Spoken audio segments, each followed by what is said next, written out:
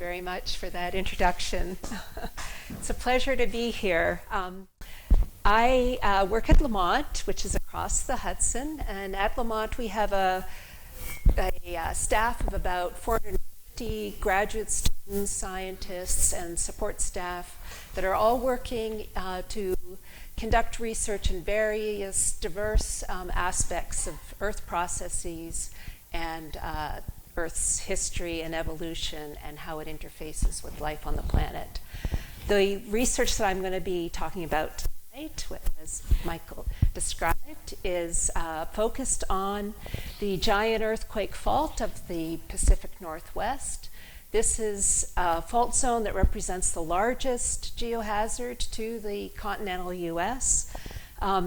It's capable of generating magnitude 9 earthquakes, which are the same size as ruptured at Tohoku in 2011 in Japan. This earthquake fault zone, I'm going to be presenting new research into this structure, which, in spite of being in our backyard, has been really not very well known. Okay, I'm going to start with a little bit on plate tectonic theory. This should be familiar hopefully from everybody's high school science and high school and college science classes. Lamont is celebrating our 75th anniversary today, this year, and scientists at Lamont in the 60s and 70s played a very, very important role in the development of the theory of plate tectonics. And that theory is really fundamental to what I'm going to be talking about tonight. The basic theory is amazingly simple and amazingly comprehensive in what it helps explain in terms of Earth processes. The theory is that the Earth's exterior shell is composed of 12 large, basically rigid plates that move over the hot mantle below and also with respect to each other. At the boundaries between these plates, the vast majority of all earthquakes and volcanic eruptions that occur on the planet are focused at these boundaries, and they come in, there's 3 basic categories of these boundaries. Spreading centers, where 2 plates are spreading apart and mantle is melting and upwelling to fill the gap that's left with the separating plates. The plates can also be laterally sliding relative to each other, and this is the kind of, the lateral sliding occurs along what are called strike-slip faults, and this is the kind of boundary that ruptured in the Myanmar earthquake that happened just last week. And then the third type of boundary are the subduction zones, where one plate is sliding down beneath another and returning back into the mantle.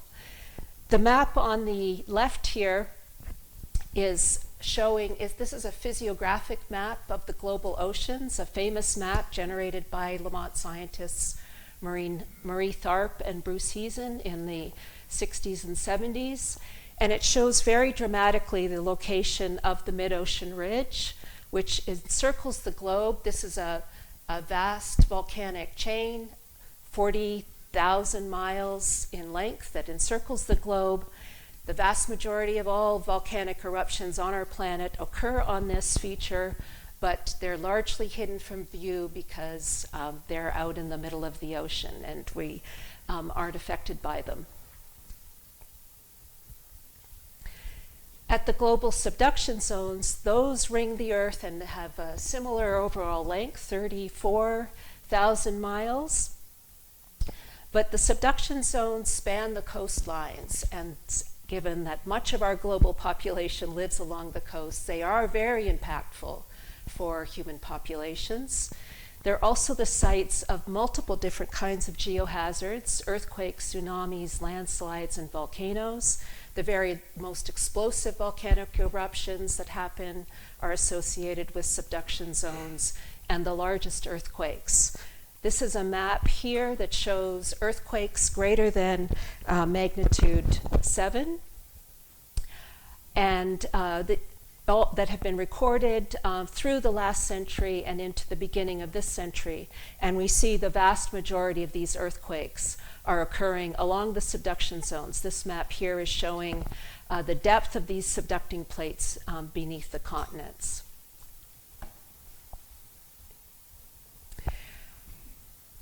Subduction zones, of course, can be associated with tremendous damage where they happen, where subduction zone events happen close to population centers.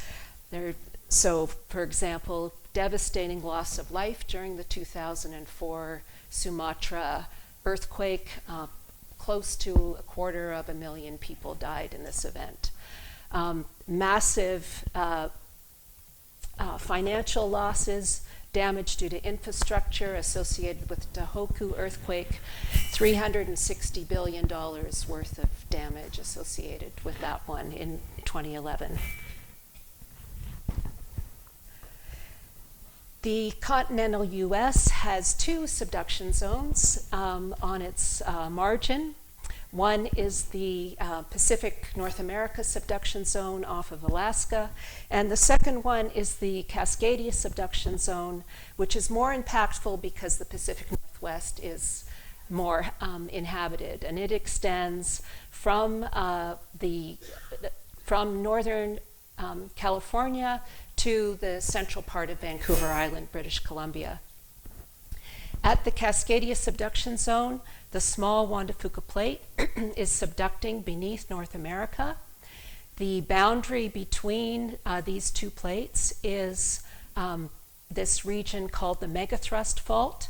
This is where the giant earthquakes form, shallow in the system, and in this region that I've highlighted in red here. This is what we also call the seismogenic zone. That's the part that locks between earthquakes and then ruptures, generating the large earthquakes and tsunamis. The Cascade Subduction Zone, it gets its name from the volcanoes, the Cascade volcanoes on the west coast, including Mount St. Helens, Mount Baker, Mount Hood. These are active volcanoes that are forming as part of the subduction process, but deeper in the system, well below where the giant earthquakes happen. Cascadia is, unlike most subduction zones, is actually unusually quiet seismically. This is a map here of the small to moderate sized earthquakes recorded over several decades of good instrumental recording on the West Coast. The region that generates the large earthquakes is shown in this light transparent blue polygon here. And we're seeing that all of the earthquakes that are recorded are clustered at the two ends of the subduction zone, and along the main part of it, we see very little seismicity is recorded at all. Because of the aseismic nature of Cascadia, it wasn't recognized that this subduction zone was really a threat to local populations until the early 1990s, which is pretty amazing. That's not very long ago, and we didn't understand what a threat this region was. But we now know that Cascadia is capable of rupturing in very large earthquakes, and we know when the last one happened. The last one happened January 26, 9:30 p.m., 1700. It ruptured in a magnitude 9 earthquake, and we know the precise date and pretty much the time of the earthquake because of a fabulous geologic sleuthing story where records of an orphan tsunami in the islands around Japan, where there was no earthquake recorded. And a number of these islands, they documented a tsunami on these islands, no earthquake. And the date of that orphan tsunami was tied to the dates of drowned forests that were found along the Washington and Oregon coast and were dated precisely by scientists at the USGS in the late 80s. There are that big earthquake that happened in 1700 happened from the megathrust fault. It is believed to have ruptured and slipped roughly, on average, 66 feet. And the tsunami waves that were documented in Japan were 3 to 16 feet high on 6 islands, 6 of the Japanese islands. We now know that Cascadia has the potential to rupture in a magnitude 8.7 to 9.2 earthquake, with giant earthquakes expected every 3 to 800 years, with a 15 to 25% probability of the next one occurring in the next 50 years. There are 2 other kinds of earthquakes that impact the margin. These are shallow crustal earthquakes that are in the overriding North America plate, and deep earthquakes in the downgoing subducting Juan de Fuca plate. These earthquakes also can be very damaging for local populations, but I'm going to be focusing on the megathrust fault tonight. Since we sorted out when the last earthquake happened, scientists have actually been able to piece together quite a bit of information about that last earthquake. Scientists make use of records of how much the land subsided along the coast here, with regions of greater subsidence being an indicator of how much slip there was in the offshore. And from that, they've been able to piece together this model of how much slip happened along the margin during that 1700 event. And the model indicates that there are regions that slipped a lot and other regions that didn't slip very much at all along the fault plane. This whole thing ruptured, but the amount that it slipped varied. We have other information on even older earthquakes that have happened along the margin that are derived from identifying and dating earthquake-related sediment deposits that are called turbidites. These basically form through earthquake shaking on the continental shelf that causes sediment to, basically a submarine landslide to form, and the sediment-laden water flows when they eventually settled out, they have very distinct characteristics, and they can be dated. And from that information, scientists at University of Oregon over a couple of decades were able to piece together a record of past earthquakes along this margin over the last 10,000 years. And what they find from these turbidite sediment records is that ruptures along the margin have not extended the same distances. There's groups of ruptures that seem to have terminated at different locations. So, for example, there's a suite of earthquakes, turbidite sediments that all terminate basically at the Columbia River. Another suite of earthquakes that terminate at another location further to the south, and another big suite that terminate offshore, basically at the California-Oregon border. Comparing the terminations of these earthquake turbidite records with the slip patches of the 1700 event, we find that these past earthquakes are terminating at the locations that correspond with these lower slip patches for the 1700 event. So there's spatial similarities between these older earthquakes where they have terminated and where the low slip regions are for the 1700 event. This brings me to what is basically the primary question, one of the primary questions driving our research, and that is that the question of, do these high and low slip patches reflect geologic structure along the fault, And if they do, then we can expect that the fault is going to slip in similar patterns in future earthquakes, and we can use that information to help develop better models for what to expect on land, where the most intense shaking will be, for example. So the amount of shaking that people will feel on land varies with the proximity to these high slip regions and how close those are to the coastal zones. So this is a shaking hazard map that's been developed for coastal Oregon with the highest shaking values that will be felt are predicted to be in this region here. There's very good evidence from subduction zones elsewhere that geologic structures along the fault plane can impact earthquake propagation and rupture.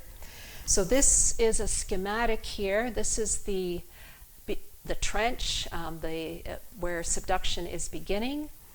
And these are showing here schematic. This is a ridge on the fault plane and some seamounts on the fault plane. This is a schematic high rupture patch, and it's shown terminating at this ridge and this field of seamounts on the other side. And here is an example from the Peru-Chile subduction zone where there's a big ridge that's subducting. This was a ridge created as part of crustal formation, and then it's being carried into the subduction zone, and we see that the amount of locking on the fault is less in this region where this ridge is subducting. We have had some information on what the shape of the megathrust looks like at Cascadia. This is the prevailing model that we have that is used by most people. And this surface, it doesn't show any evidence for subducting topographic features. It's a smoothly varying surface along the margin, and there's no variations that could explain these low slip patches along the margin. However, these prior models have been constructed from very, very little data, and the data that has contributed to these models was acquired in the 80s and 90s, and we have the capability to acquire much better data, much higher quality, higher resolution data at the present time. So this map here is showing the data profiles that contribute for the offshore region to this prevailing model that we use. So in 2018, we proposed to NSF that it was time to conduct a new and more regional survey of the Cascadia Subduction Zone, and they agreed, and we were funded in late 2018. Our survey didn't actually go out until 2021 for various reasons. I'll talk about that a little bit. But we were funded to make use of Columbia's Marcus Langseth. Lamont has run ships since its founding in 1950. We've run 5 ships over the course of our history. And these ships have all had a capability for conducting marine seismic imaging, which is the best tool that we have for imaging beneath the seafloor to structures through Earth's external crustal plate shell. So this is an example of one of the kinds of images that we can obtain. There's X-ray-like images into the Earth. And the map below here is showing all of the surveys that Lamont's ships have done where this kind of data has been acquired. And our survey is highlighted with the black box there. The The Langseth is, and the research that we do on this ship is all supported by the National Science Foundation, and Langseth is operated as part of a suite of 18 ships that are available for the academic community to conduct oceanographic research.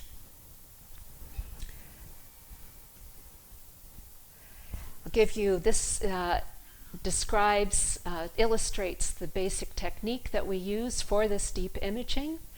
So we go out with our ship, and we have a sound source that emits a pulse of sound that travels through the seafloor and bounces, reflects off of horizons within the subsurface where there are abrupt contrasts in the physical properties of the material.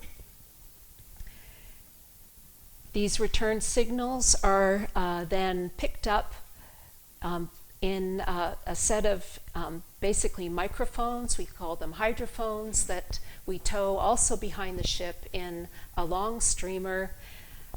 We then take the recorded signals and reorganize them, stack them. That improves the signal to noise and gives us profiles beneath the seafloor like this.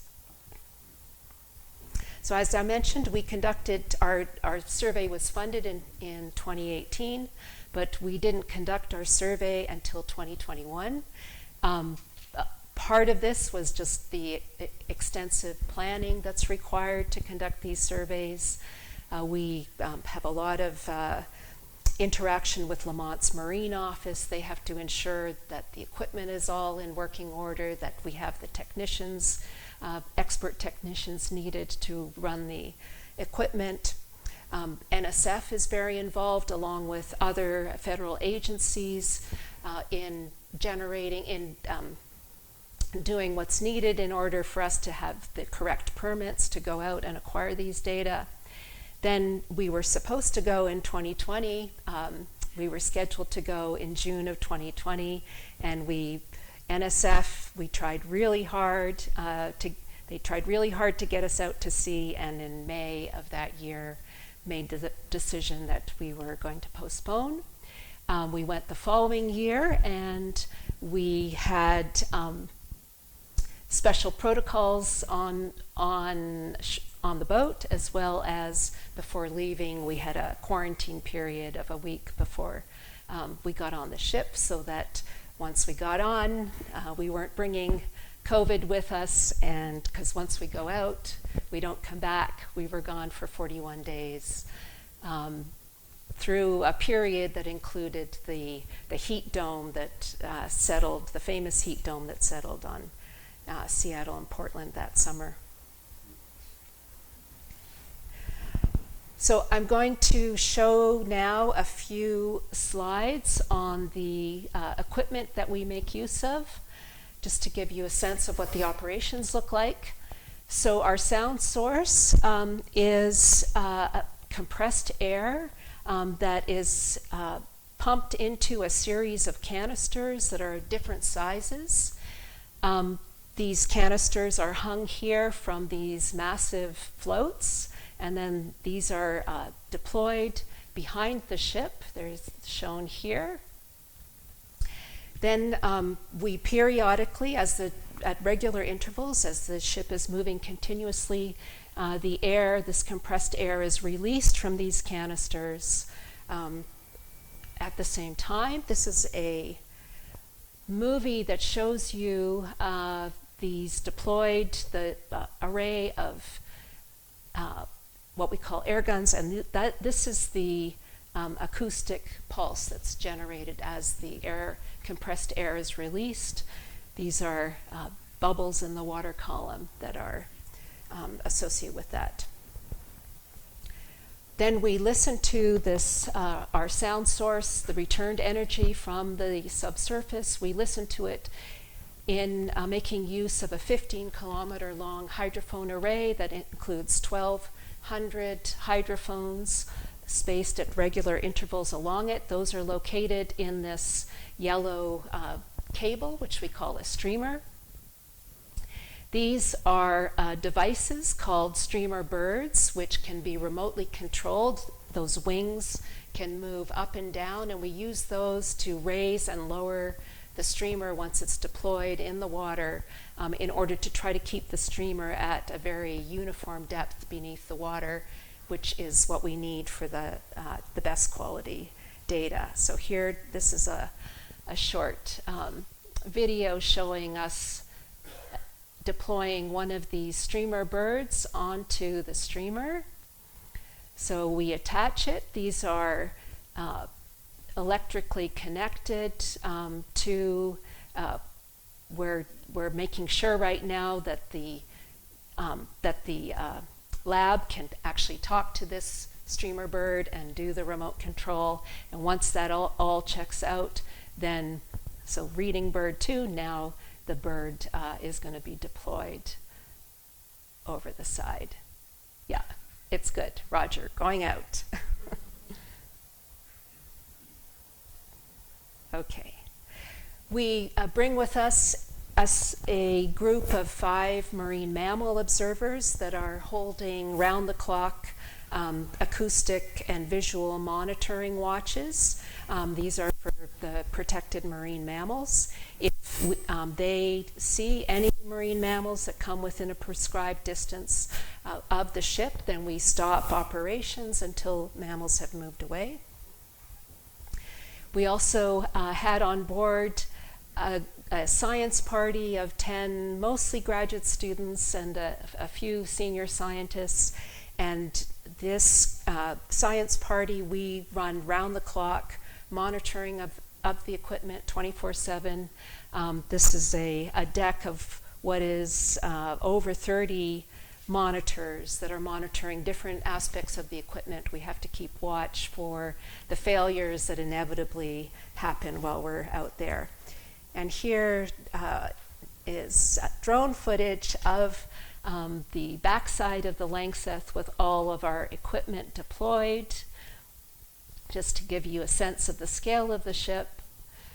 So the drone is flying around. We're going to see the watchtower where the marine mammals observers do their visual watches, which is here. This is the bridge coming around the front of the Langseth, and we'll get another look at the watchtower there. Okay, so to the data. The panel on the left here, this is a schematic showing the Langseth surveying over the subduction zone and the main features that we're interested in. These include the scraped off sediments and the downgoing subducting plate. This is analogous actual data section. Here are the roughly horizontal sediments bearing the Juan de Fuca plate. They're about 1.5 miles thick here. When we reach the deformation front, this is where subduction compression of the sediments is beginning, and the sediments begin to develop faults and folds, which you can see here. And this is part of the sediments becoming scraped off and getting attached to the North American plate. This horizon here, this is a bright event, which I've highlighted in yellow here. This is the actual megathrust fault. This is the place that is currently locked and will rupture in the next big earthquake. Here I'm showing examples of 3 different lines from different locations along the margin. So the top one is from offshore Washington, and then the next 2 from central and southern Oregon. In all of these images, the top of the oceanic crust is in yellow, and the bottom of the crust. We have some regions where, for most of the data set, we can tell that the top of the oceanic crust is the megathrust fault, but there are some locations where there's a shallower horizon, and that's this horizon indicated here in white. So we see just from visual comparison of these three profiles that there's significant variations in the geometry of this downgoing plate along the margin. It's much shallower and flatter in this region offshore Washington, and the plate is dipping, bending more steeply along these profiles to the south. So such that by the time we get to the end of these profiles, it's at depths about twice as deep as this profile to the north. We've we've compiled information on where the megathrust fault is from our entire data set, so from all of these lines. And I've used that to construct these new surfaces of the megathrust beneath Cascadia. This map here shows the depth of the megathrust surface, and this is the slope or dip of the megathrust. The colors here, the warm colors correspond with the shallow depths and the flatter dips, and the cool colors with the deeper depths and the steeper dips. And in this map view, what we see is marked variations in the geometry along the margin. We're finding that the shallowest and flattest plate, like I showed in the previous slide, is offshore Washington, southern Vancouver Island.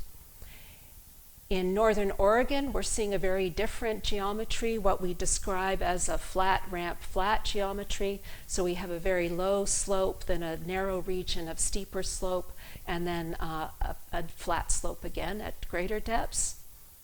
Southern Oregon, we have this zone where the very shallowest megathrust is observed, and then we see at greater depths the plate is bending more steeply. So this segment has the steepest dipping fault.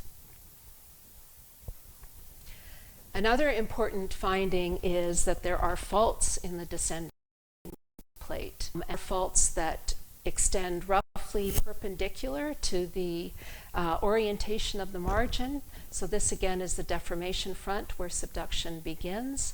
This is one of these fault zones in map view. These are two profiles crossing this fault zone in two different locations, and we're seeing faults which we can identify from offsets in the top of the oceanic crust horizon located here. Interestingly, the offsets that we're measuring at these fault zones is increasing as we get towards the coast. So it's 230 meters at this location, and closest to the coast, it's almost a kilometer. So a little close to half a mile. This is another fault zone. This is the one that we've identified furthest to the south in our survey. This one, we have 5 different crossings of this fault zone shown here, and I'm showing in these 2 panels here the actual data, where the fault zones are, and again we're seeing the same relationship, that the fault zone offsets are less near the deformation front than what we're seeing near the coast. So 3/4 of a kilometer near the deformation front and 2.5 kilometers close to the coastline. When we compare the locations of these faults with the geometry of the megathrust surface, we find that these fault zones are actually marking the boundaries between these segments with different geometry. So for example, here, these 2 fault zones here are bounding this segment where we see the shallowest depths along the fault zone and also the steepest bending trajectories closer to the coast. Across the fault zone, we then have a change to this flat ramp, flat geometry that extends all the way to this fault zone off the Columbia River, and then we have this very shallow and flat segment further to the north. We're inferring that these fault zones are actually tears within the lower plate that are allowing for these plate segments to develop that have different geometries relative to each other. And we think that the plate is actually loaded differently by the plate above, and that's why these plate segments are having developing this different geometry. So to kind of summarize the main observations, I'm showing here a comparison with the old prior model. I've plotted the old model in the same color scale as our new data set. The old models we found show a very smooth fault surface, very similar bending along the margin, and no subducting topographic features. The new model, we're seeing marked variations in the geometry of the plate along the model. We're seeing along the margin. We're seeing these cross-margin faults that offset the lower plate and define these plate segments with very different geometry. And these faults are providing subducting topographic features, which we speculate are possible obstructions during earthquakes. So how do these megathrust segments that we've mapped, how do they compare with past earthquakes? So while the old model shown here showed no relationship with the segmentation of the 1700 event, the new data set is showing when we superimpose the fault zones that are marking these plate segments on the 1700 rupture distribution, we see a very close spatial alignment with these fault zones coinciding with the low slip regions of the 1700 event. Compared with the 10,000 year record extracted from turbidite sediments from the margin, here I'm showing again the locations of the fault zones superimposed on the extent of these turbidite sediments, and we see in this record as well, we see very close spatial alignment where these turbidite sediments are terminating corresponds with these fault zones. So this one here, this set of turbidites terminate at the fault zone crossing at the Columbia River, this set at this next fault zone to the south, and this set of turbidite sediments with this fault zone to the that's roughly at the California-Oregon border. So our conclusion is that the segments of the megathrust fault that are bounded by these lower plate tears are the primary rupture patches of the Cascadia megathrust. And returning to the question that I laid out earlier as really motivating for our work, do these high and low slip patches in the paleoseismic record reflect geologic structure? The answer is yes. These plate tears that we've identified, we are interpreting them as very likely persistent regions of lower slip or barriers to earthquake rupture at Cascadia. Okay, so now I'm going to end with just a few words about earthquake hazard mitigation along this margin. We can't predict earthquakes, but we can very much work towards building more resilient communities to minimize impacts. And a earthquake hazard mitigation plan, there's activities identified in 4 general areas. We need basic research to better understand subduction zone processes. We work to develop improved warning systems, to identify and minimize community vulnerabilities, and then a suite of activities for planning for emergency response and recovery activities. And there's federal, state, local, and tribal agencies involved in at all levels of these kinds of activities.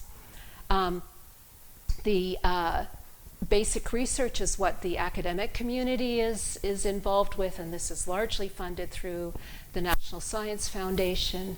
And the research that we're conducting also helps with these other aspects of a hazard mitigation preparation.